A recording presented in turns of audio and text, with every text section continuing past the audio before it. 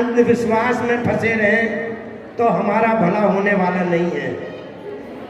और बुद्ध के एक दृष्टांत के साथ मैं अपनी बात समाप्त करूंगा, क्योंकि मुझे पता है इस समय आप लोग ज़्यादा समय होने के कारण, भूखे प्यासे रहने के कारण सुनने में समर्थ नहीं है। तो मैं सिर्फ एक उदाहरण ही दे करके अपनी बात समाप्त करूंगा। एक बार तथागत गौतम बुद्ध श्रावस्ती में प्रवचन कर रहे थे। एक व्यक्ति बीच में खड़ा हुआ और उन्होंने कहा, तथागत मैं आपसे कुछ प्रश्न करना चाहता हूँ। तथागत ने कहा बोलो। उन्होंने कहा आप इतना अच्छा प्रवचन देते हैं, उस प्रवचन से बहुत सारे लोगों को भला हुआ है, फायदा हुआ है, लेकिन कुछ लोग जिनमें मैं भी एक हूँ हमारा भला नहीं हुआ। ऐसा कोई मंत्र क्यों नहीं दे देते जिससे कि हम सबका भला हो जाए। तथागत मुस्कुराए। उन्होंने कहा ठीक, मैं तुम्हारे सवाल का जवाब देने से पहले मैं तुमसे एक प्रश्न पूछना चाहता हूँ, क्योंकि हमेशा तथागत गौतम बुद्ध प्रति प्रश्न पूछकर जवाब दिया करते थे। उन्होंने कहा बोलो। तथागत ने कहा क्या तुम श्रावस्ती से राजगृह का रास्ता जानते हो आने जाने का? हाँ जानता हूँ, कितनी दफा गया हूँ, आपके साथ भी गया हूँ। और यदि तुम्हारे पास कोई अनजान व्यक्ति जिसने राजगृह का रास्ता ना देखा हो, वो तुमसे आकर राजगृह का रास्ता पूछे तो क्या बताओगे? हाँ बताऊंगा, मेरा फर्ज बनता है बताने का, क्योंकि रास्ता मैंने देखा है, मुझे बताना चाहिए। और यदि वह व्यक्ति जिसको तुमने रास्ता बताया है वो रास्ता, उस रास्ते पर वो व्यक्ति ना चले तो क्या राजगृह पहुंच जाएगा? कैसे पहुंच जाएगा तथागत? वो तो भटक जाएगा, दूसरी जगह पहुंच जाएगा। और यदि तुम्हारे बताए हुए रास्ते पर वो चल पड़े तो क्या पहुंच जाएगा राजगृह? हाँ पहुंच जाएगा।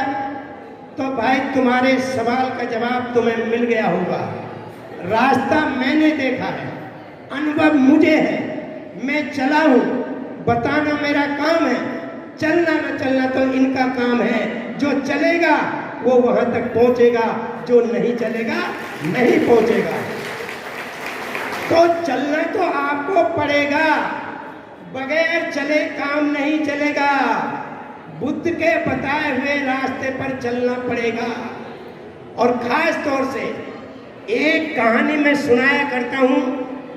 अधिकतर हमारी बहन बेटियां बैठी हुई हैं यहाँ पर, मैं उनके लिए एक कहानी सुनाना चाहता हूँ, क्योंकि यहाँ पर हमारे पुरुष भाई हमारी बहनों पर आरोप लगाते हैं कि हम तो मानते हैं आपकी बात, पर घर में हमारे बच्चे नहीं मानते। और ये सच्चाई भी है कि महिलाएं मानती नहीं हैं। उनके लिए मैं आज आपको एक कहानी सुना रहा हूँ। आपने YouTube पर भी सुनी होगी, काफी लोगों ने सुना है। एक घर में शादी होकर आई थी, बहू की सास बोली कि चल बेटा तुझे देवी के दर्शन करा लाऊं, मंदिर में चलते हैं। बहू ने कहा चलो माँ जी। पूजा पाठ का सामान हाथ में लिया, आगे आगे सास और पीछे पीछे बहू चल दी।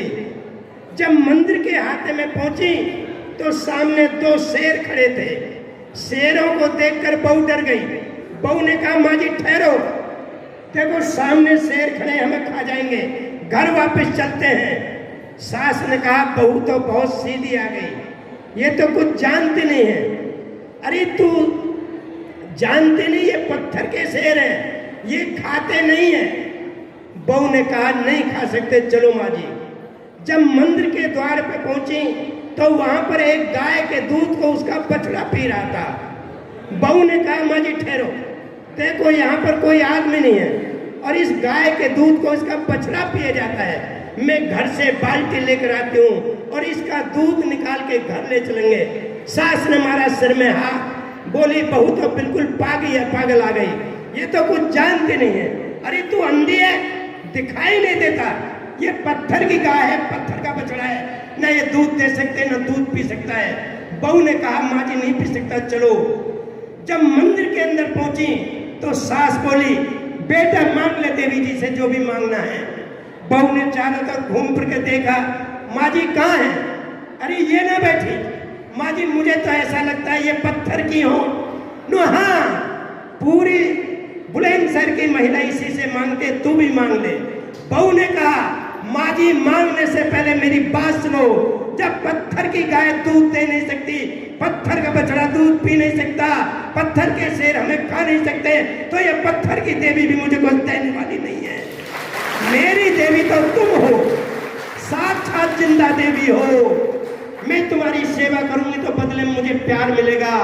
आज इस देश में उल्टा हो रहा है, लोग गलत शिक्षाएं दे रहे हैं। जो असली देवी बेटी है घर में, माँ बहन बहू बेटी के रूप में, हम उसको गाली देते हैं, अपमान करते हैं, डंडा चलाते हैं और बुरे शब्दों का इस्तेमाल करते हैं। और जो नकली पत्थर की देवी बैठी हैं उन पे जाकर के हम दूध चढ़ाते हैं, लड्डू चढ़ाते हैं, पैसा चढ़ाते हैं। तुम्हारा भला होने वाला नहीं है। ये अंधविश्वास को खत्म करो। अगर बुद्ध की जयंती मना रहे हो, बुद्ध से आप वास्ता रखते हो, तो आप बुद्ध के बताए हुए रास्ते पे चलो तो तुम्हारा भला होगा, वरना तुम्हारा भला होने वाला नहीं है। और लास्ट में धम्म की बात मैं बता करके अपनी बात समाप्त करता हूँ। भगवान तथागत गौतम बुद्ध ने कहा था, सब पापत से अकरणं कुशल से उपसंपदा से चित्त परियोदपनं एतं बुद्धा ने शासनं।